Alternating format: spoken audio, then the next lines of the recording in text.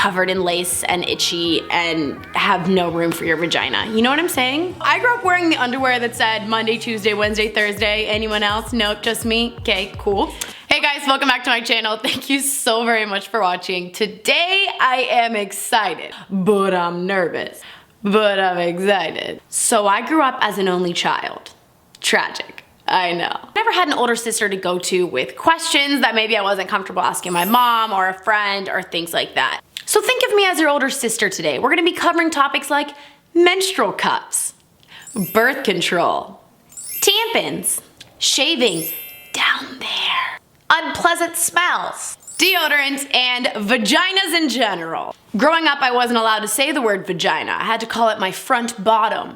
If you watched my last video, you understand. So I love to now say the word vagina because I never got to say it.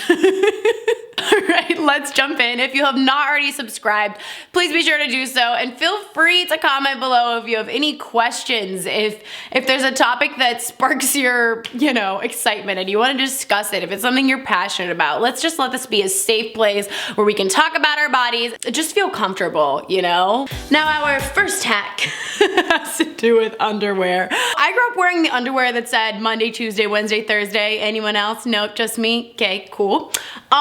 So needless to say, when I was able to go out and purchase my own underwear, I immediately went to Victoria's Secret and found the blackest, laciest thing that I could possibly find, because that's what I thought was sexy and cool, and it didn't even matter, like no one was seeing my underwear, but it's just like a part of growing up. Whereas now I am so over that and I look for more breathable materials like cotton underwear. They can still be cute and fun, but they're comfortable, they're breathable, they're seamless if you're wearing, leggings or things like that. This is a brand that I absolutely love. Maybe y'all aren't gonna think this is cute, but this isn't like, this is cute, right? Like, this is cute.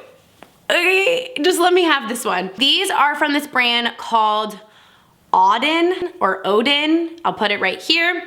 I absolutely love it. It's super, super comfortable, stretchy, breathable, but not covered in lace and itchy and have no room for your vagina. You know what I'm saying? I highly recommend getting some soft, cotton-based underwear. Whatever store you like is fine. That's just a recommendation of mine personally. They're super affordable at Target.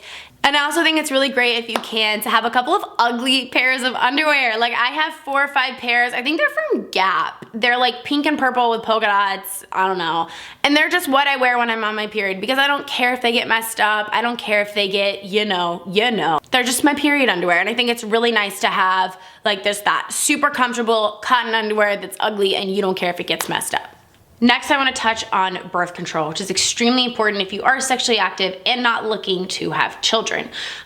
Whether you use condoms, birth control, an IUD, there's so many different options out there available. But if you are not looking to have kids and you are sexually active, of course, abstinence is the 100% pregnancy-free option. However, if you are sexually active, finding the right one that works for you is extremely, extremely important. Now, I personally take birth control for different reasons. I'm currently taking it because of my periods. I won't bore you with the whole story because I have discussed it in previous videos, but I basically naturally have multiple periods a month. I'm not sure why, that's just what my body wants to do. And so I spoke to my gynecologist about getting on birth control to regulate my periods so that I was not having so many, because it's not healthy for anyone to be losing that much blood every month. It's super exhausting, draining, it's expensive, tampons are expensive, all that jazz. I was personally placed on Janelle FE. Now,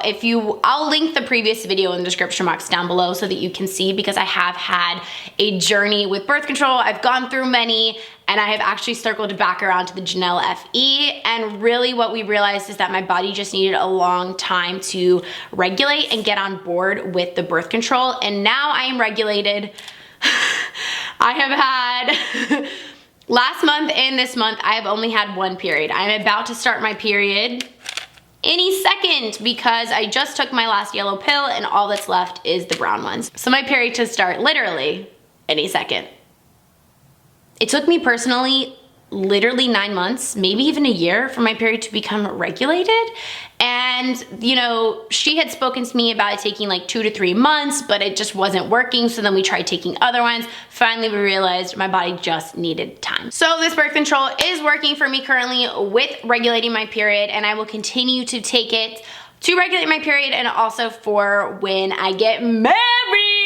So birth control will be my source of protection in our marriage, but I have a friend currently who uses the IUD and absolutely swears by it. She says it's like the easiest thing ever because she personally had a really hard time remembering to take the pill every single day, like around the same time. And she said that the IUD, I believe it's in her arm, and she said that it works. It's great, and she absolutely swears by it. So I really think that it is important to speak to your gynecologist and figure out what works best for you. There's so many different options, and finding out what's right for you is really important. I received a lot of questions from you guys on my Instagram in regards to deodorant, and I feel like everyone is wanting to jump on board with the aluminum-free, like more natural deodorant life, which I'm all about. However, finding a natural deodorant that works really well for you, especially if you're a sweaty girl like me, can be difficult. So one that I feel has been working really well for me personally is by Secret, and it is their aluminum-free deodorant.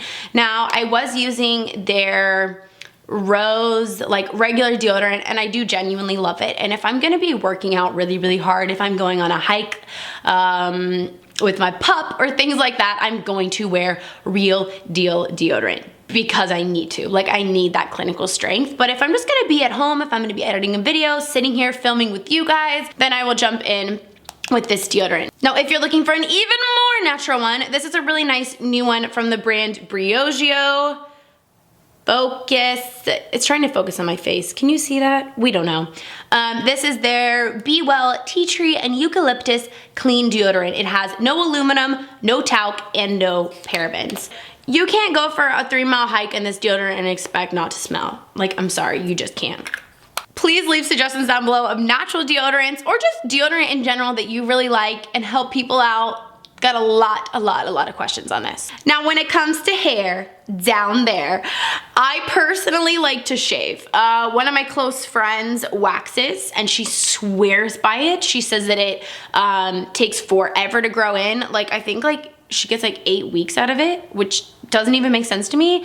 Another one of my close friends lasers it and says that it is like the best thing she's ever done, hands down, because she's super hairy, and she just said that like she got tired of it. Me personally, I shave. I personally shave once a week. Legs, down there, the whole shebang. But I shave my armpits like every other day. But down there, I shave once a week. And that's just what works for me personally. Maybe you want to do it more often. I find that I get a lot of irritation if I do it more, and it's just not necessary. I did have a couple of you message me saying that you're concerned or feeling self-conscious about your hair situation down there with a guy that you're getting intimate with, your husband, whoever it may be. And I just want to say that, like, whatever you have going on down there is perfectly fine and great, okay? If your man isn't into it because of the level of hair down there, like, you're better off without him, you know, like, really though. So it's a win-win either way. As I mentioned, I personally like to shave. The biggest thing that I have found that makes a really big difference is exfoliating the area prior to shaving. I find that if I just like rub a little bit of soap on there and shave, I get irritation bumps and just like irritated. It's like red very easily and quickly. Whereas if I scrub and get off any dead skin, it just works better. Not only is shaving easier, but I have better results for the days to come. So these are the 2 razors that are my current favorites. If you're looking for a higher end razor, this one is from Gillette. It's the Venus razor. I'll link it in the description box down below, but it rocks. I genuinely do not have enough good things to say about it. It's super smooth. It leaves you with just like a great shave. It's got 5 blades, and I do feel like the number of blades makes a difference. If you're using a 1-blader, girl, step it up, okay? If you're looking for a more affordable option, this is from the brand Billy, and I love their stuff. They're all about super affordable razors without the pink tax, which I'm such a big proponent of and fan of. This is also a 5-blade razor. I'm getting a snack, y'all, because your girl's hungry. All right, folks, next I want to talk about going to see an OBGYN.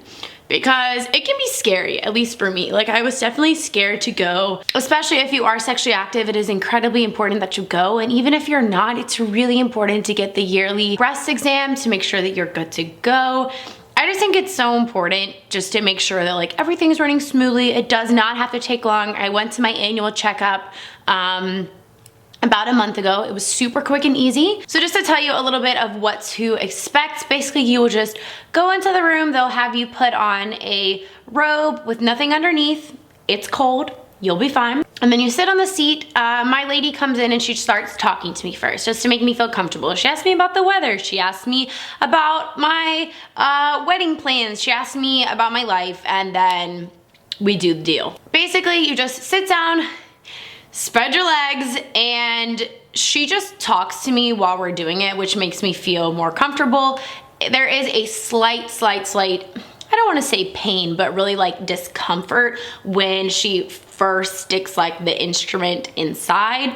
I don't say that to scare you, but just so that you know what's coming, you know, because the first time I didn't know what to expect. So it is like a device that goes inside. I don't know what it looks like because I haven't been on that side to see it, but you know, she feels around with her finger, she feels around with this instrument, and then she swabs and does tests to make sure that, like, you know, I don't have a yeast infection or like different things that she's checking for. I don't really know what she's checking for. My office offers STD testing. When I went the last time, they asked if I wanted any, if I wanted to be tested. It was for free, covered under my insurance, and I said that I didn't because I don't need it. I'm only gonna be with my husband, so there's just no need for that. But it is a great option if you are sexually active and have had multiple partners. Highly recommend getting that done while you're there. Knock it out. A lot of you guys messaged me saying that you were scared to go, nervous to go. They look at vaginas all day, they've seen them all, and it's just normal for them, so don't be afraid. Next, I want to briefly touch on yeast infections. I have had one in my life.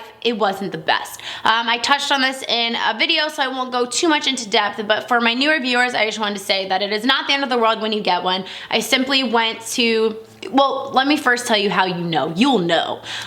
Basically, I just had, this is disgusting, bear with me. We're talking like chunks, like white cottage cheese chunks in my underwear, and it was like really uncomfortable. All I wanted to do was like itch, and like it was just a lot. I wasn't really sure what was going on. I did my research online and discovered that I had a yeast infection. Popped over to my local drugstore and I got a pill that you basically just insert and stick up in there, and it like disintegrates up in there, and it was gone within like literally 2 days. So if you do get one, it's nothing to be afraid of. It's very, very normal. I'm sure I will have more yeast infections in my life. A big thing to help with yeast infections is never having things stay wet down there. So if you get out of the shower, be sure to dry yourself down there very well. If you get out of going to the pool, the lake, whatever it may be sure to quickly put on some dry shorts. You don't want for things to stay wet down there, because that is when the, I think, yeast grows. Next, I want to talk with you about smells down there. I got an overwhelming amount of messages from you guys about how things are smelling down there. And from the research I've done, it all appears to have to do with what you're putting into your body, what you're eating. So if you're eating lots of candy, processed food, junk food, things like that, maybe you're not drinking a lot of water, you're having soda, you might not have the most pleasant smell down there. Whereas if you're having lots of fruits, vegetables, tons of water, fruit specifically, it seemed like was very helpful in that region. If you're eating, you know, a strawberry smoothie in the morning, pineapples, mango as a snack in the afternoon, that's gonna be very helpful to freshen things up down there and keep everything smelling A1. Next, I'd like to talk about the items that you use for your period. I personally like to use tampons. That's just my personal favorite. I'm not a pad girl, never have been, just not my thing. I am really interested and scared at the same time of using the menstrual cup. I got so many messages about the menstrual cup, like, should we be using it? Do you use it? Please promote it, recommend it, test it out. Let me know in the comments down below if you think that I should test out the menstrual cup in a video or just like privately, you know, test it out on my own and report back to you. Let me know if you use it, if you recommend it. I feel like my period is on the heavier end and I'm just afraid of like leakage basically. I'm afraid that it's going to be more than this little tiny cup's worth. And then I'm afraid of like when I take the cup out that it's gonna spill all over my hand. And it just sounds messy. I don't know, like I just can't really process how it works in my head, but I'm open and interested. I love that it's waste free. It just makes sense. But yeah, let me know if you guys use it. So I do use tampons. I like the Kotex Sport ones that are like the short ones. I usually buy a super and regular pack to like, depending on the day. And that's what works best for me. But I have heard of this brand called Lola, which I would love nothing more than to work with them. I've heard that they sell their stuff at Target. I've actually seen it, and they have an online subscription service where you can get organic tampons delivered. I think that they don't have packaging, I wanna say, and they are organic so that they don't have like fragrance in the tampons. They don't have like just all the junk the tampons these days have, which is ridiculous because we're putting that into our body. That's kind of a world that I want to look into more of organic tampons, the menstrual cup, all that jazz. It's something I want to educate myself more on, but it would be really, really helpful if you guys would let me know your experience with all of this. Let me know what you recommend. So yeah. One more thing about deodorant that I wanted to touch on is boob sweat. I don't know if you experienced this. I am a large-chested sister. Depending on the store, I'm like a 32 double or triple D.